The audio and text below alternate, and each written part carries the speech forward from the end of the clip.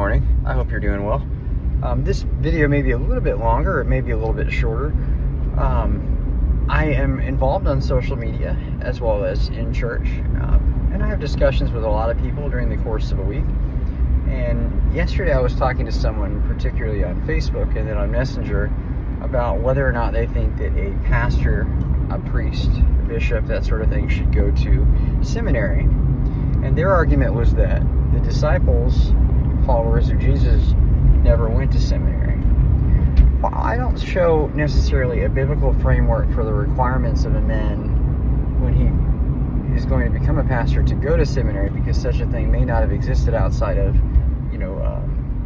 the temple and the tabernacle and learning to be a priest in the first century Christianity and Judaism. What I would say is that the disciples of Christ had the best seminary, even though it didn't come with a degree at the end of it. They learned from Christ Jesus while they trained and they lived and they taught and they healed and they walked with him, and they learned directly from the Son of God. So I would say, while they may not have had any degree from a Bible college, a seminary, a divinity school, that sort of preaching school, they still had the best form of seminary by walking and living with Christ for the 3.5+ years, however long it was that they were very much a part of his ministry. So do I think that it's required? No, but I think it's a wonderful thing. And if you're able to go to seminary, or if you're able to train under a pastor, there were a lot of denominations that traditionally that's the way they used to do it, especially in the Baptist faith.